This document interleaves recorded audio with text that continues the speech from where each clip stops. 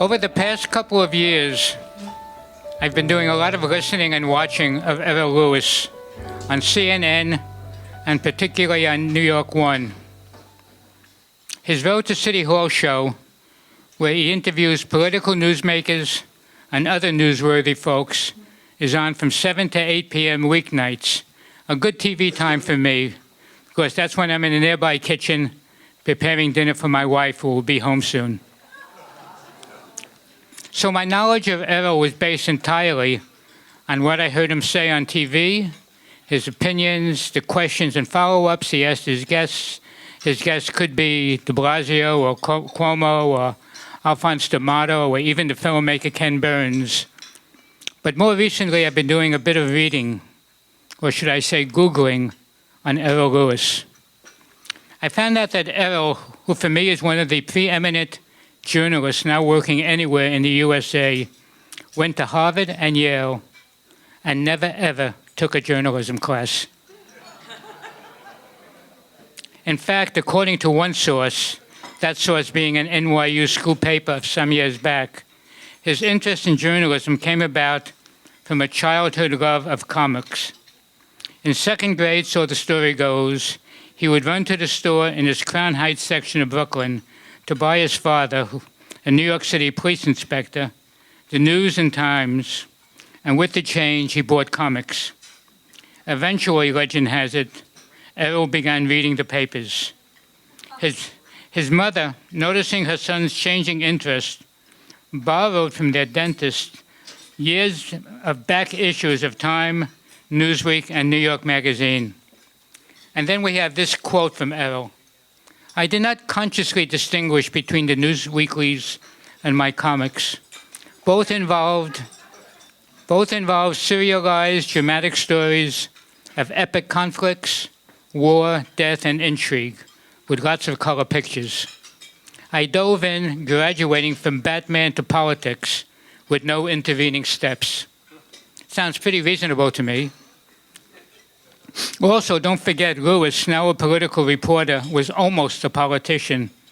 In 1997, he ran for the Brooklyn City Council, which gave him a close-up look at politics. He finished third in that race, but that may have been a very, very lucky loss.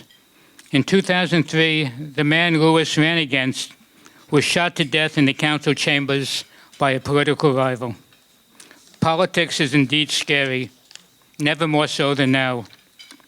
And so since then, Errol has excelled in broadcast journalism, as a newspaper columnist, as an educator, and now on TV. He has also worked with community groups and nonprofits, and now I am proud to say we have him here with us. So let us have Errol Louis tell you a bit more about Errol Louis. Thank you so much. And I am so glad to be here, and thank you for inviting me. And I apologize for the multiple times you had to reach out before I realized who I was being invited to address. And you know, by the time I finally sat and focused, I said, "Well, does anybody ever say no?" A lot of friends here, some coworkers. I'm very glad to see Scotty Williston and Joanna Hernandez here from the CUNY Graduate School of Journalism, where I spend some time as their Director of Urban Reporting, which is a nice title, although I have, as Joanna will tell you, no staff, no office, no budget, no business cards, no authority, but it's a nice title. I want to tell you a little bit about my journey, and a lot of you, I know you all actually have your own stories, and they're probably a lot more colorful than mine, but I do want to sort of relate some of that and then tell you some of where I see things going in our very troubled industry, and also answer any questions you might have. I've got Trump stories just like everybody else has got Trump stories. It happened to be my first field shoot, as a matter of fact, when I got my TV job in 2011. They said, "Oh, well, you know, we're going to do something outside of the office now. Where are we going?" "Oh, we're going to Trump Tower. He says he might run for president." I thought it was a big goof. Well, joke's on me.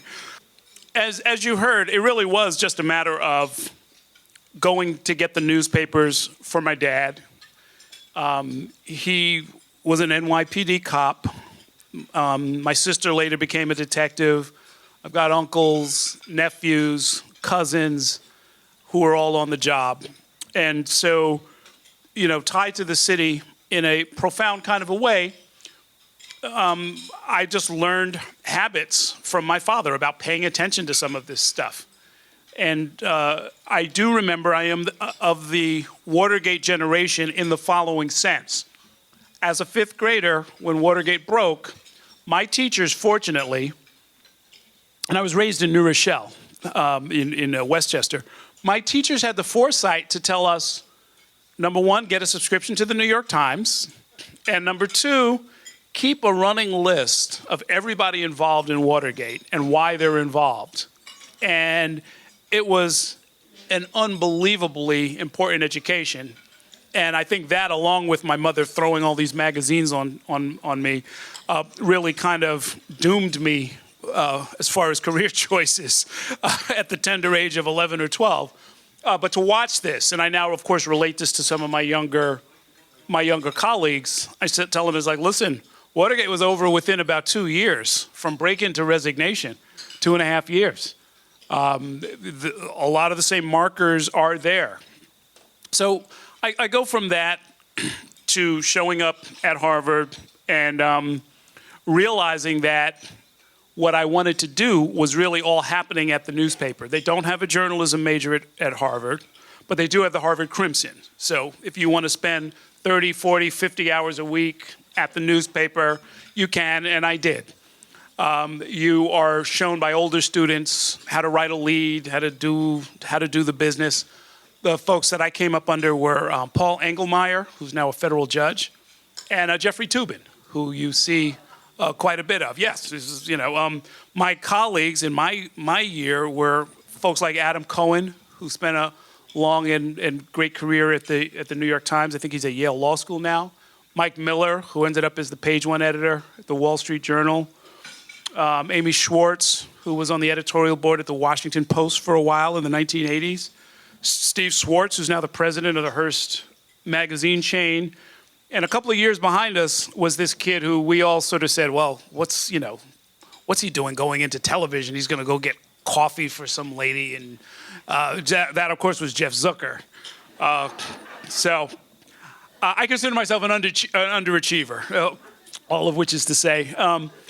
And so, my summer internship was at the Wall Street Journal. There's a wonderful man, I know a lot of you know him, Seth Lipsky, helped me get a summer internship at the Wall Street Journal, which I spent in Boston. And he was the only person in the world who understood when I was offered a job at the Journal as I graduated college, and I turned it down to go work for a startup weekly neighborhood rag on Joralemon Street in Brooklyn. Because I knew the guy who was starting it, and I didn't want to cover financial stories. I wanted to go, kind of run the streets and murder and corruption and, all that good stuff. And he was one of the few people who understood it, because when I called and told him that despite all of his help, for which I was eternally grateful, I was going to be going to this little ethnic newspaper, black newspaper in Brooklyn, he said, well, you know what, I'm leaving. He was a foreign editor of the Wall Street Journal at the time. He said, I'm leaving the Wall Street Journal myself to go start up the English language edition of the Daily Forward. So it was one of the things we had in common was ethnic journalism, local focus, chart your own course, leave some of the big headlines and the big organizations behind and follow your own path. And it worked out well for him. I think it worked out well for me. I did take a 10-year break from all of this business to go do some of the political work that Bernie mentioned, where I tried to do a little activism, worked on some community projects, including some national ones, got to travel the country some, and then saw that Seth was starting up something called the New York Sun. And I called him up and said, I'll help out any way I can. Maybe I could write a column for you once a week. And those of you who know Seth, he just kind of started to reel me in. I came to the office, it was raw space. He says, oh, where would you like to put your desk? I said, well, this looks like, next to the window here. This looks pretty good. I'd offered to write a column once a week. That soon became 3 times a week. as well as going out and helping to raise money and do all kinds of other things. And it was a wonderful experience. And from there, Art Brown called me from the Daily News. I ended up at the Daily News. While at the Daily News, I fell in love with radio and became the morning man at WWRL back when it was doing progressive talk radio at the same time as I was at the Daily News. Along the way, in 2008, I did a couple of guest appearances on CNN with Lou Dobbs, and this was my real education. Real education with Lou Dobbs, learning that despite what I'd always been taught about not doing the same story day after day, you could actually go on national television every day and talk about broken borders and the immigration crisis and get 1 million viewers and have a great success. I mean, you know, who knew? And so I ended up in New York One after all of that in 2010. And had, again, gotten the education you just heard described, where all along the way I learned from folks by example, by direct sort of tutoring. And along the way, I realized and now want to talk to you a little bit about sort of the crisis that we're facing as far as local news goes. This last year was a wonderful, 2016, for me, was just a glorious year. Like, if you do local politics in New York, 2016 was the year. 2 New Yorkers running for president. I ended up being a questioner in the final debate between Bernie Sanders and Hillary Clinton. We had a lot of inside knowledge. Like I said, my first field shoot had been with Trump. I felt like I knew something about him. He knew me enough, I guess, to insult me on television and on Twitter by name. Which had a little currency last year, at least. That sort of helped disguise an underlying problem that you all know probably better than I do. But let me give you some of the latest numbers and talk a little bit about where I think we're going to have to end up on this, and then we can chat a little bit. I'll take some questions.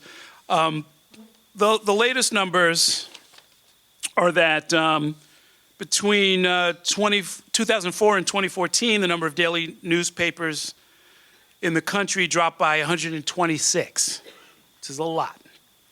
Over the last 20 years, the newspaper workforce has fallen about 40%. Circulation has fallen about 30%.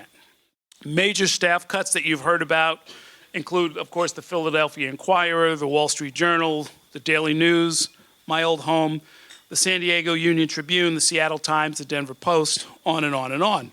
The New York City-based newsrooms, and this is a level of problem that doesn't get enough attention, I think, but the Post, the News, and the Times all cut back their suburban coverage. As somebody who grew up, you know, famously, there's a song about it, 30 minutes from Grand Central up in New Rochelle, those bedroom communities, I mean, they are part of the city. In effect, I mean, it's an arbitrary line. So to not cover what's going on up there is very serious. In the 1990s, there was a New Jersey supplement in the New York Times, and of course, now they're down to 1 reporter covering allegedly the whole state. This is a problem. We just had a story that we commissioned through the J School, as a matter of fact, through the urban reporting program, that appeared in the Daily Beast and talks about how the press room in the Queens County Courthouse is empty. There are no reporters assigned to the Queens County Courthouse. Those of you, you know, so we're talking about a borough that if it was its own city would be about the size of Philadelphia, 200,000 cases a year, no reporters, no beat reporters. You know, those of us who know, I mean, I certainly learned this at the Daily News, especially in the range, well, the early 2000s, major political scandals all rooted in the courthouse. It's one of the last surviving places where political patronage in this town really exists. Not to mention just the human interest of all of the different cases that go through there. We now know, because of Black Lives Matter and the move away from mass incarceration, that there were a lot of big, important national stories that were rooted in these courthouses. And there are no reporters there now. Huge problem. And this starts to dovetail with the business model question, the question of how do you make all of this stuff pay for itself. And, I'm not a businessman, but I know that what we're doing right now cannot continue. When I came out of college where I was working on a manual typewriter, one of the things at this little startup newspaper I went to instead of the Wall Street Journal, one of the key parts of it was to get the classified advertising. When you would talk with judges and they had a lot of discretion about the different kind of notices, somebody's got to pay for the reporting. Classified advertising, display advertising, paid for a lot of it. The classified advertising vanished with the invention of Craigslist, where people could sort of instantly advertise digitally at almost no cost. The display advertising, we know, also vanished to a great extent with the development of the internet. So now who's going to pay for the reporting? Well, the answer is nobody's paying for the reporting. And hence the layoffs, hence the closures, hence the shrinking of coverage. And, one thing I learned from Watergate to this very day is that if we do not keep an eye on these scoundrels, they will steal everything that is not tied down. They will engage in epic levels of corruption and wrongdoing. And to a certain extent, we collectively will have to claim a share of the responsibility for allowing that to happen. So we have an issue. Let me mention just something that just happened. The Daily News, working with ProPublica, won an important prize, the Public Service Pulitzer, for an investigation into how the NYPD and judges were applying the so-called nuisance abatement law, where in the name of curing nuisances, meaning, perennial sort of bawdy houses, loud music, multiple drug arrests, things like that, they were seizing people's homes without any real due process. They were overdoing it. It was being used punitively. There was a lot that was wrong with it. And they properly won a Pulitzer. So our standards are high. The amount of work they put into that was extraordinary. But in the end, they got about 32,000 page views of the stories that led to this Pulitzer, which if you monetize it, it's about $300. Now, clearly this is not a sustainable model. If the best necessary local public service journalism that our field can come up with is not being paid for at all, we don't have a sustainable model. We have a huge problem. So a couple of different things are being looked at. One is sort of a mixed model of a kind that you see. They're trying one version of it in Philadelphia, where the Philadelphia Daily News and the Philadelphia Inquirer are now part of a public benefit corporation, which is a nonprofit, so that you can sort of add some charitable money to the whole operation and see how that works. Don't know if that's going to work.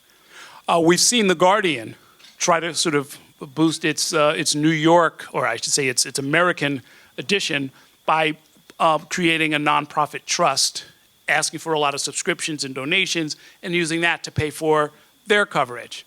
Not hearing great things about that. There's the Texas Tribune model, where they've created sort of a free-floating newsroom that generates lots of stories keyed to the State House in Austin. And that information is available to anybody for free. You can look at it, I can look at it, other news outlets can take it and use it and build their coverage around that. It's good, solid journalism. It's very necessary. It's largely grant-funded.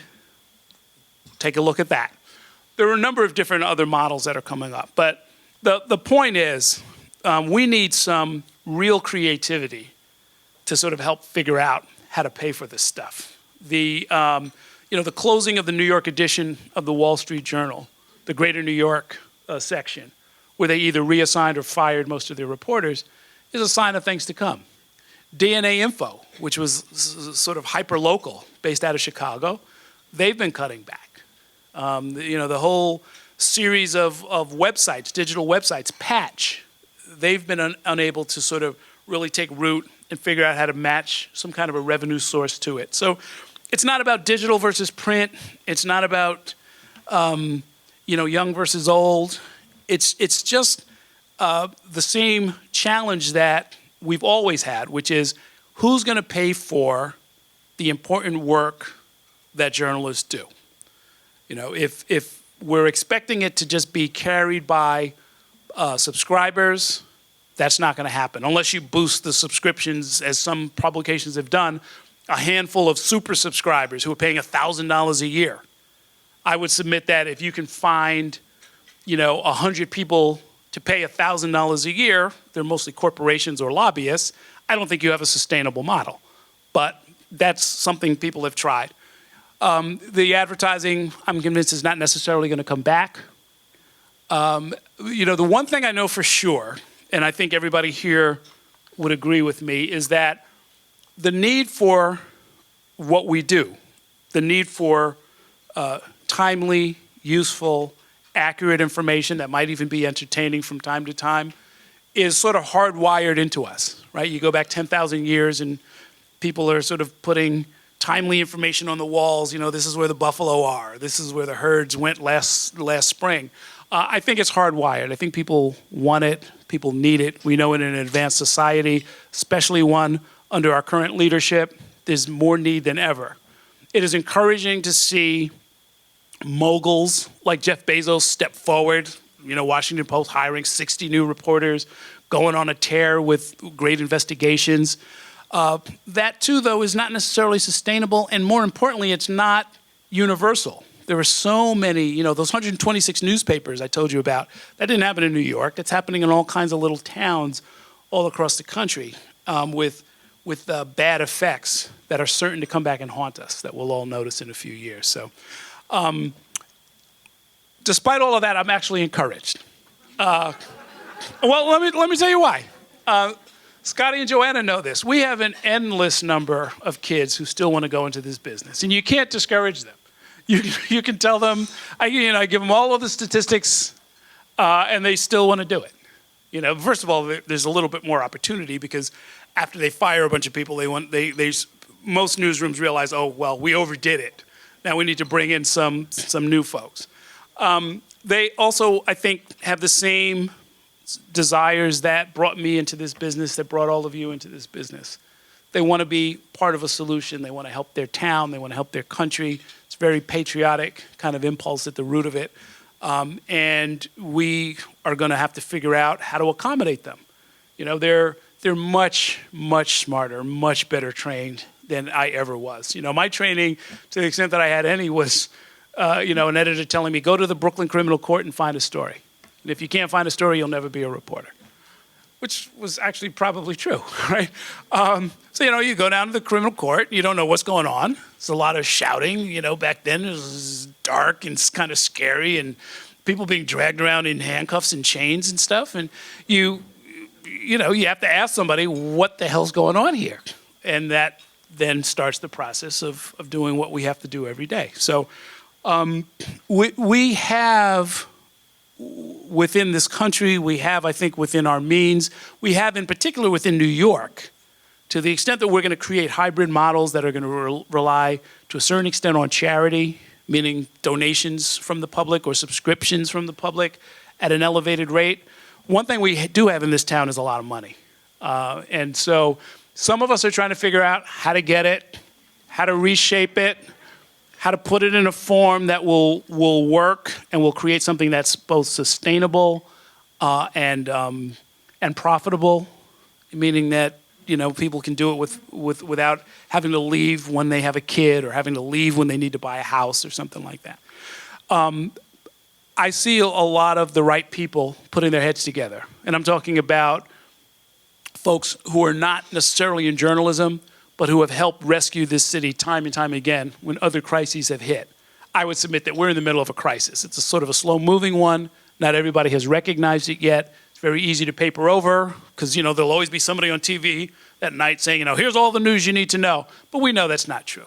We've seen the cutbacks. We're not doing the kind of job that we used to do. But I think we can get there. And we may end up having to call on a lot of you to provide some guidance, some help, some insight, open your Rolodex, buy a few subscriptions.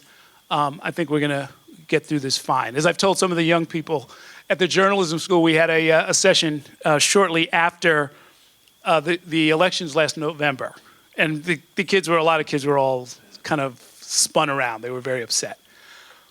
I told them, quite frankly, I didn't understand why they were upset, because if something happens that you didn't expect, like the election of Donald Trump, well, that's called news, right? So you're supposed to step up at that point. You're not supposed to fall back. You're not supposed to cry. You're not supposed to curl up in a ball or anything else. You got to go to work. And that's kind of where we are, I think, with the industry as a whole. It's time to go to work. But I'm pretty sure we're going to figure this out, and maybe sooner than people think. So that's what I came to tell you, and I want to thank you again for inviting me. I'm a great fan. Thank you. But why are you giving the mayor so much coverage every Monday night? It's like, it's just amazing. I mean, because he just gets up and doesn't answer your questions, just like he doesn't answer anybody else's. And I'm yelling at you, Earl, why are you doing this? Here's how it goes. Here's how it goes. She is a regular viewer of New York One, so thank you for that. Our Monday with the Mayor's segment came about as follows. True story.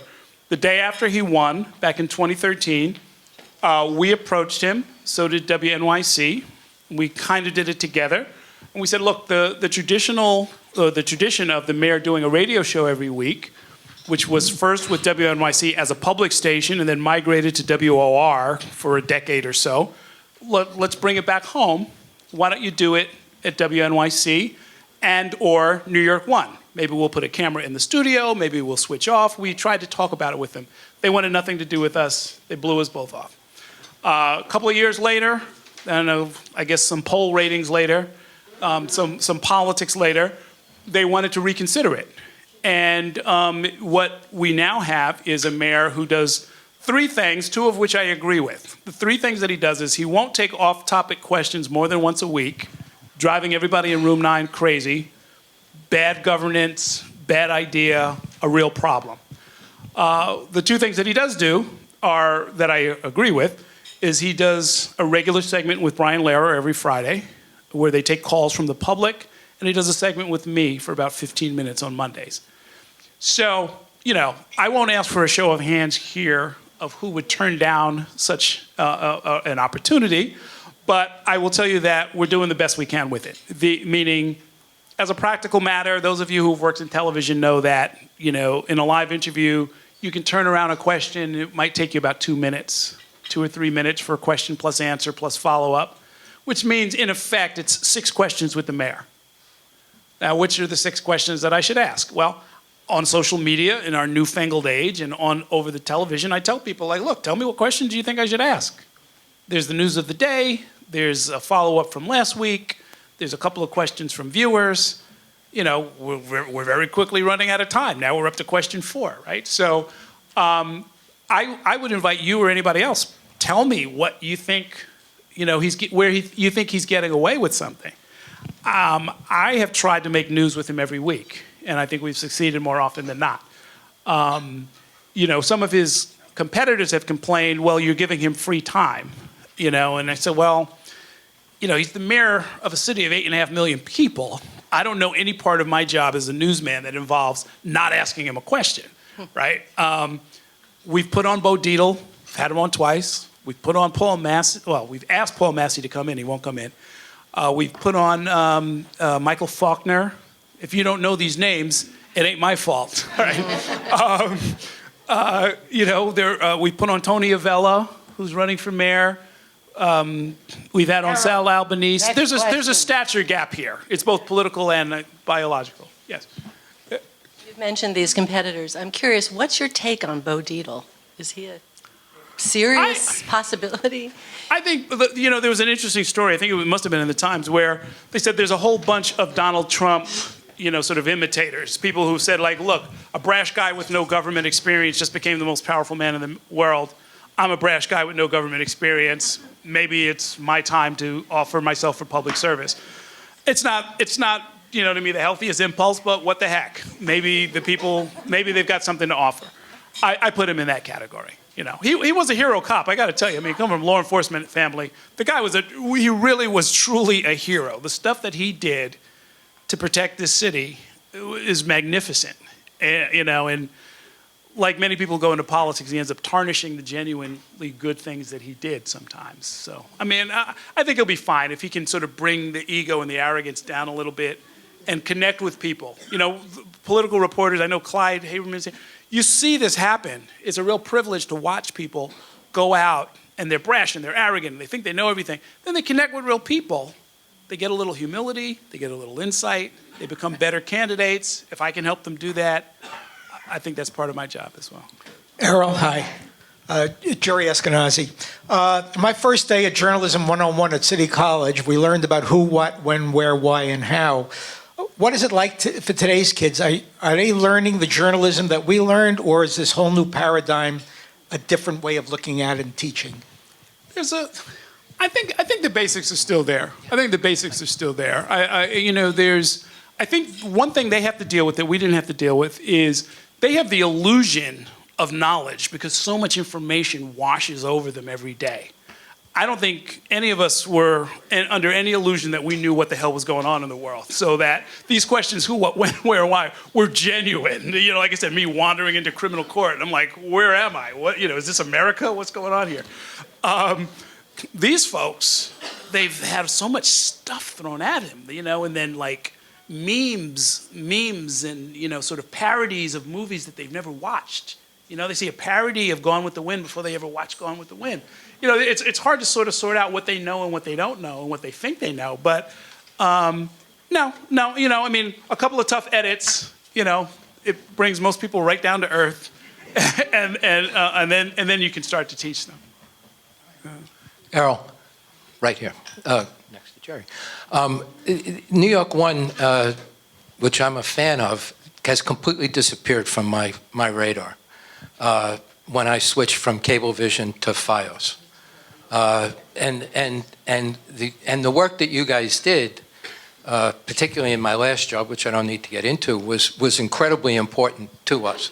But it's not on my radar at all anymore. And I know that you're not out there signing up cable companies or anything like that.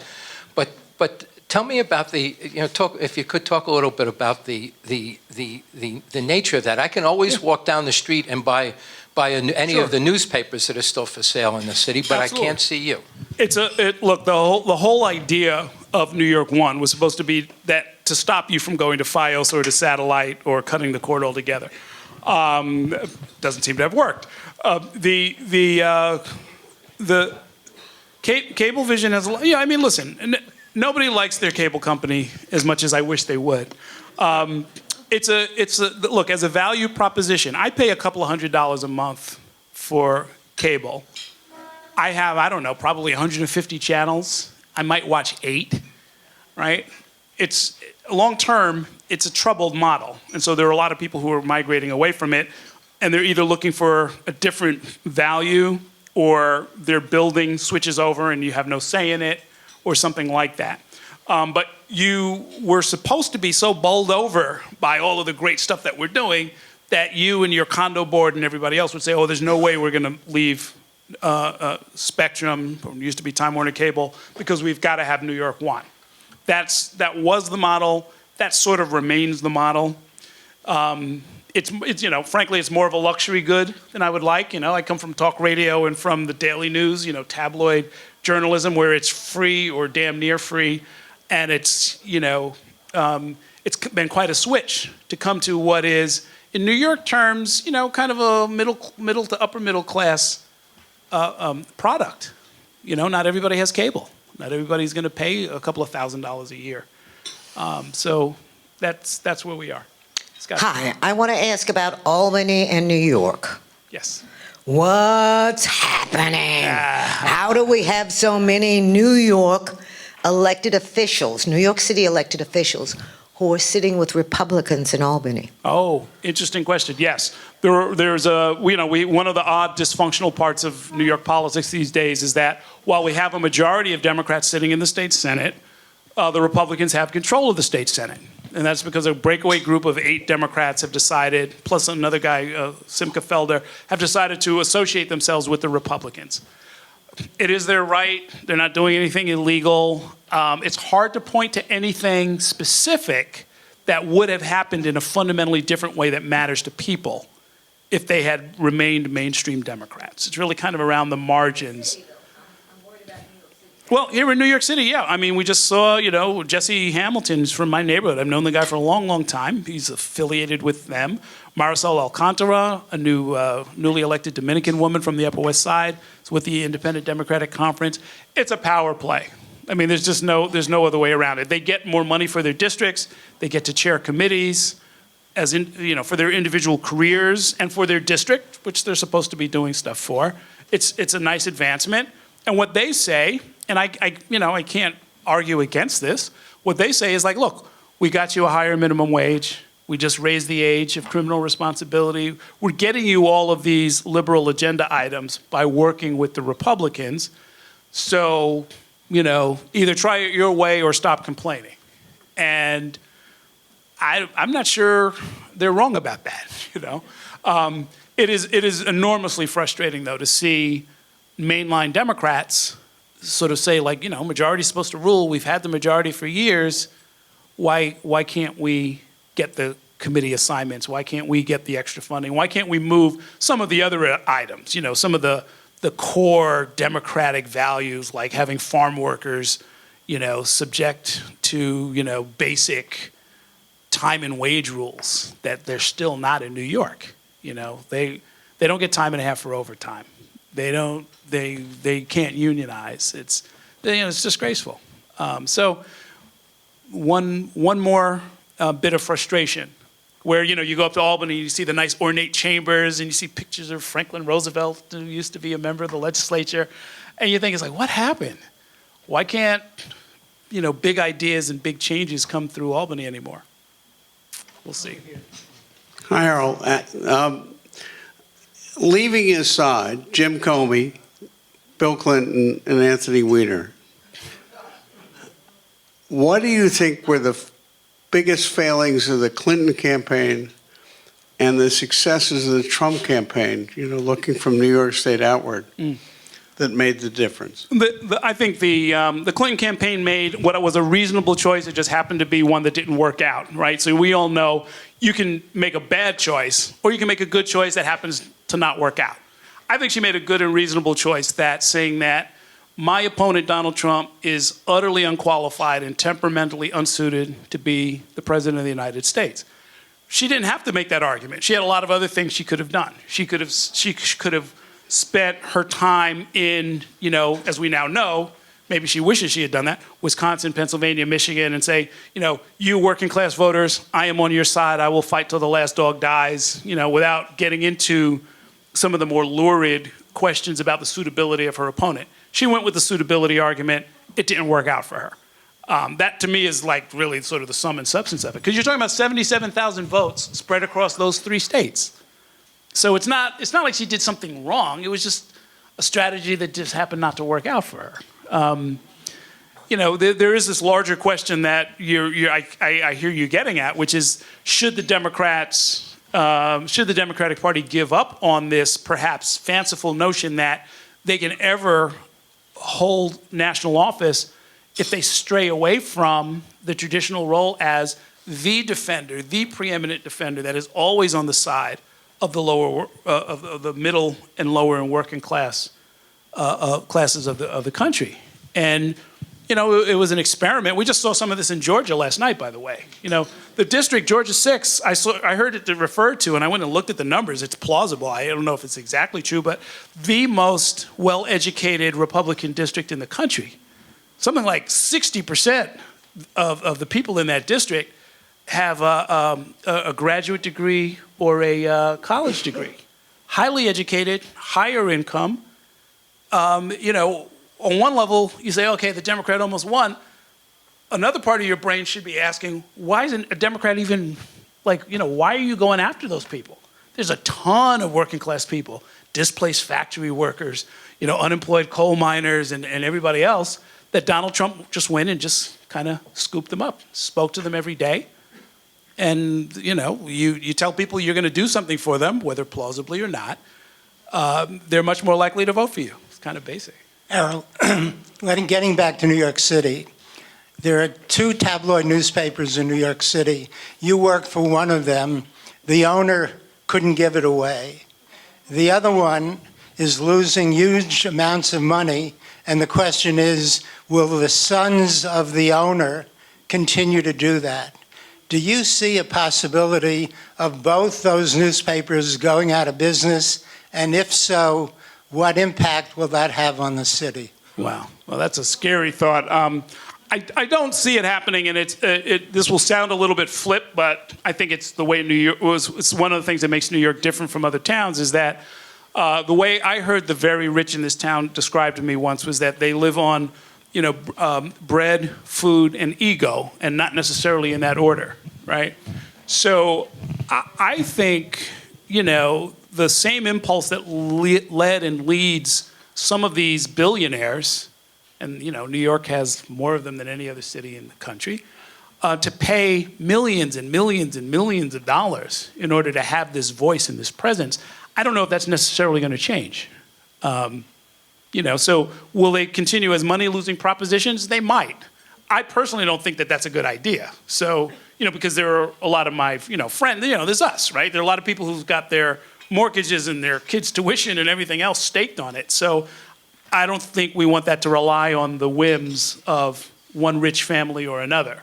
But in the short term, are there enough wealthy families, and you only need 2, to sort of pour millions of dollars and have this kind of print presence in New York? Sure, I don't see any reason that would change. The society pages alone, folks love to have that. What was the internal decision-making and the reason to cancel New York Times close-up on?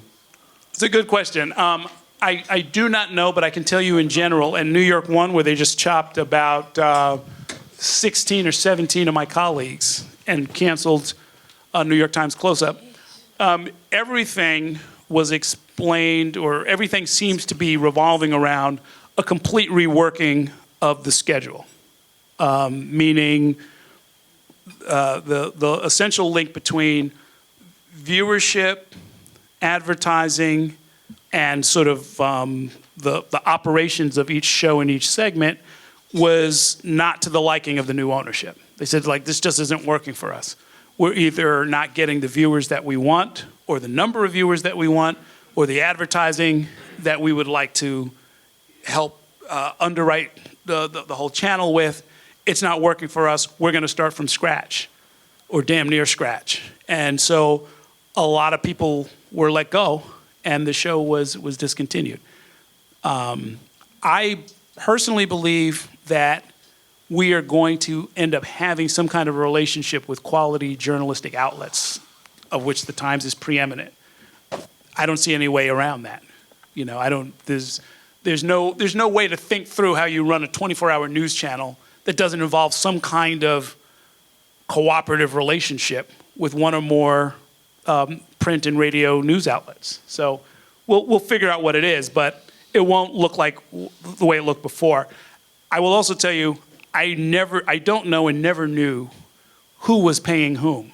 I never knew if the New York Times was paying if the New York Times was paying for that time, or if New York One was paying for them to come in, or if, as seems likely to me, there was just a bunch of time and they said, well, here's some free programming, we'll just let them do whatever they want for a couple of hours.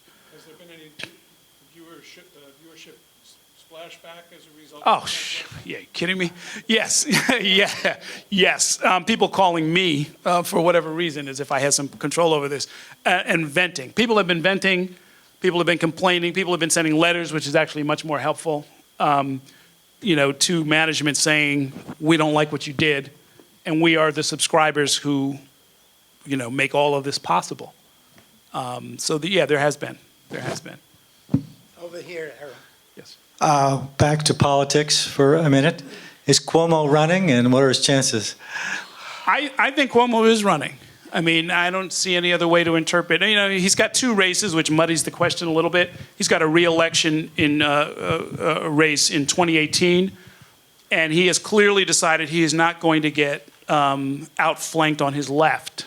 So he's been pushing some progressive initiatives that are quite a bit more progressive than what we normally have heard from him over the last few years. So there's that, and he may be just trying to get his re-election sort of locked away. And that's what a politician like him would do. He's a very practical man.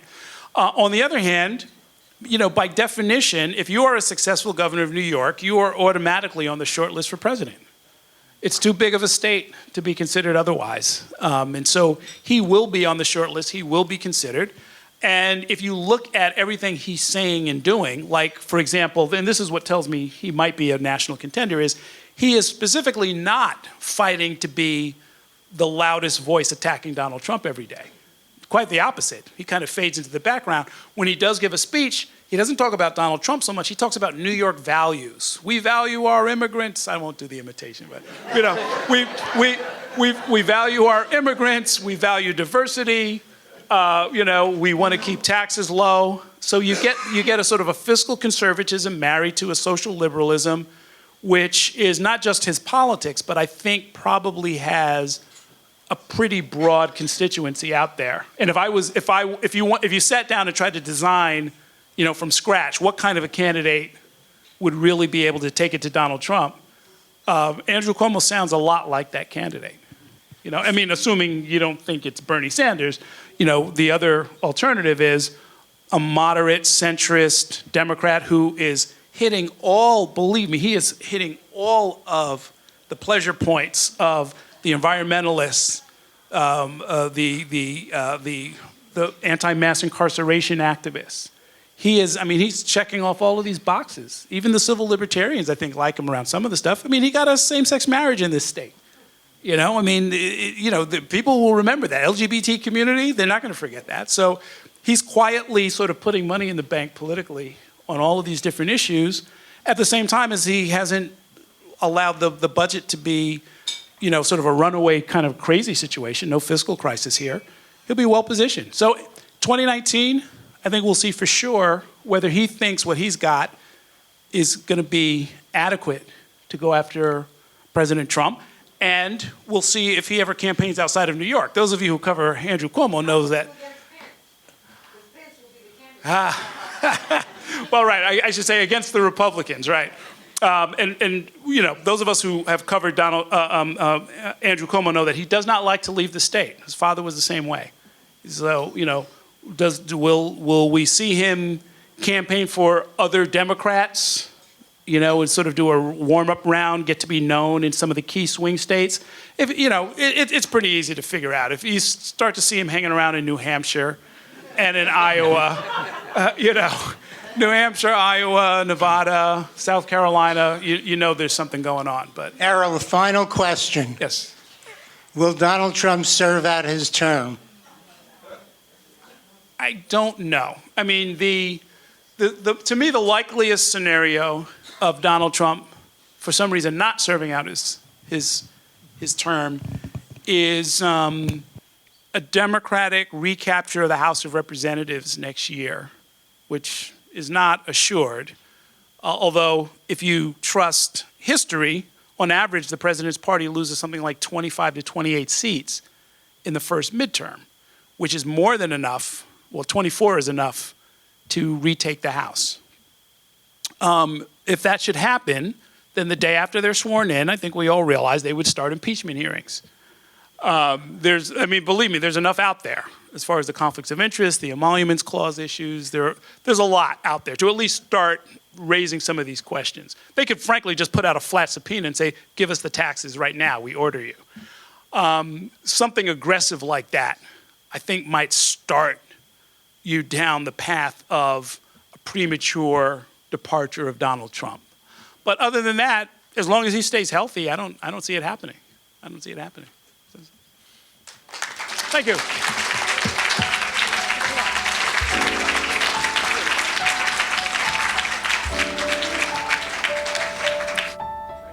Errol, you are now a member of the Silurians. you will be getting a card in the mail.